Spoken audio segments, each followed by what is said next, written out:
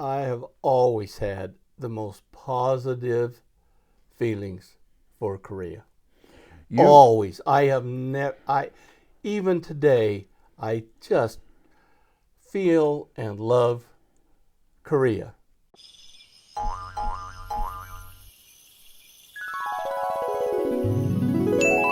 Now in Yudok-dong, it was a poor neighborhood. Yudok-dong was an extremely poor neighborhood in 1965. Resettlement houses, refugee houses, temporary houses. Do you know the word hakubang? No. It's a Japanese word, a Japanese Korean word. Haku is box, and bang is room. So a hakubang is a room made of plywood or shipping material. That's pretty descriptive. Yeah. Of what those houses were. Yeah. Where you could get a piece of tin. Yeah. That might be a roof. Yeah. Yeah. Or cardboard. Yeah. Wood was extremely hard to get. Yeah. Panels of wood, plywood was really valuable, and these houses were made out of this material, hakubang. Yeah. They call this Taldongne, the neighborhood of the moon. I'm not quite sure what that means. I think it means that the only wealth they had was the moon. They had nothing but the moon. The moon shining down on them. Yeah, that's all they had. They call it Taldongne. Is that right? You help me out on this, right? Give me a comment if I get this one wrong. My comments on the YouTube is really fun. People send in really interesting comments. What else did you see? Did you see shoeless kids? In this neighborhood, in the winter, there were little ponds. I'm not sure how the water got there, but there were little ponds scattered around within the city, probably from little creeks or springs or things in the mountains. Or rice fields still around? I'm not remembering rice fields, but I'm remembering little ponds. And this was frozen over ponds. Mm-hmm. Ice. In the wintertime. Not water. Yeah. Ice. Yeah. And solid ice. Yeah. That would hold human beings. Uh-huh. And I remember young kids just out sliding on ice barefooted. Barefooted? Yeah, barefooted. Really? And I'm not sure they had shoes to put on when they were You don't know if they're taking shoes off because they didn't slide, because their feet would slide, or if they just didn't have shoes. I don't think they had shoes. Really? Not all of them. Really? Now these are in the poor areas that I lived in, very poor areas. Yeah. But I don't want to be depressing here. Well, no, because people were great. They were excited. They knew they had poverty. There was a light in their eyes in spite of all There was a light in their eyes. Yeah. I think just coming out from the background of before the 60s. Yeah. The Korean War. The Korean War and... When we were there, the Korean War had been over for 12 years. Yeah. But the economic, if you look at the scale, the economics had not taken off at all. Yeah. Just immovable. But it started to take off soon after that. Yes. Yeah. But not while we were there in the early 60s. And yet the people we knew in the early 60s that were desperately poor, when we went back and met them later, you went back to Korea later, right? Yes. 88 you were there? 89 to 92. 89 to 92 again. And it was... The whole country had changed. Completely different country. Totally different country. Yeah.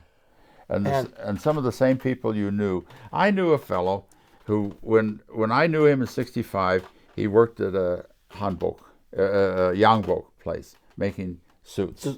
And that was one of the industries. The old Korean. Yeah. And everybody had a nice suit. Everybody wore a nice suit back in those days. And he worked there. And then, as Korea started to modernize, one of the first industries they developed was wigs, kabal. And he worked at a wig factory. And then the next thing you know, he takes off to Saudi Arabia when they do the overseas, to get money for Korea. And so this one guy just kept going with the current movement of the economy. And so a lot of people we knew who were very, very poor early on, later on they're doing very well. I had a dear friend, a really dear friend, who came from Busan. That was his hometown. He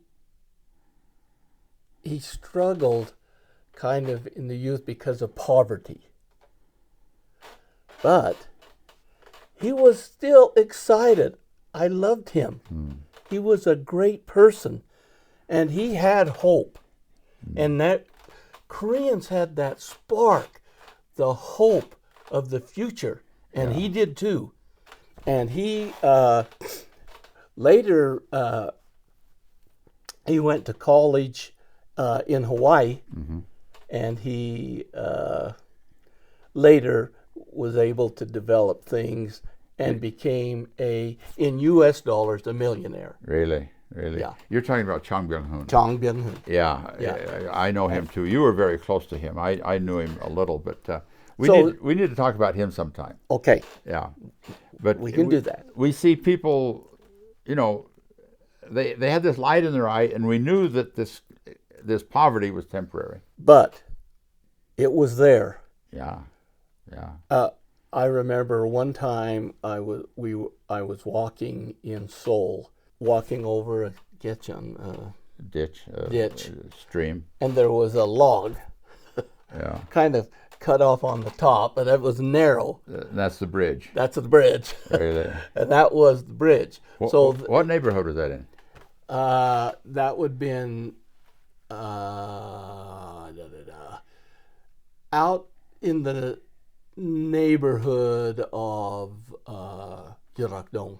Oh, out Yeah, I don't think it was in Yerakdong, but it was That out area. in that neighborhood. Yeah. I just remember that I was walking there, and there must have been 20 or 30 young kids Really. hungry. Yeah. And we had some, and we gave as much as we could. Yeah. Food or money? Money. Money. Yeah. But we were walking across this bridge, Yeah. and there were two of us walking, and then there were 30 little Korean kids walking, talking to us on both in front of us and on the back of us. Yeah. And so those are just What love. did the kids say?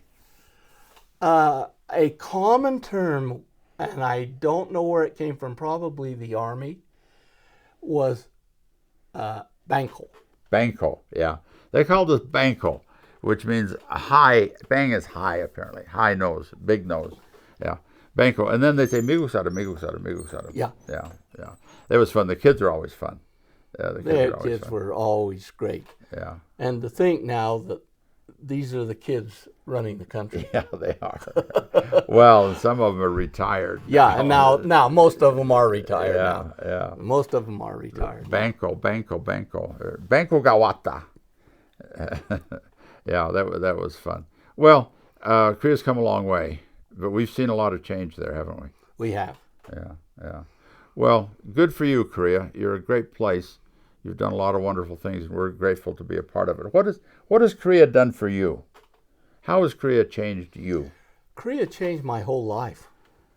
Really? My whole life. I went there, I was pretty young when I went there, but just through the experiences, I have always had the most positive feelings for Korea. Always. I have never, even today, I just feel and love Korea. The customs, Yeah. the associations, Yeah. The people. the people, The Chungimanta, Chung, the untranslatable Chung, affection. What have you done with your life? After Korea, what did you do? You became a lawyer. I became a lawyer. And the pinnacle of your career was you were the chief fundraiser for BYU. Yes. Yeah. You had a great career. Mm-hmm. And it all started in Korea. Well, it's been great reminiscence. We need to meet again and talk about some other things. We need to talk about Chang Byung-hun, and we need to meet sometime and talk about the Blue House raid, 1968. Yes. The North Korean raid. I was right there in front. And you saw a guy with machine gun, North Korean coming through. Shooting right at me, killing And he killed our neighbor.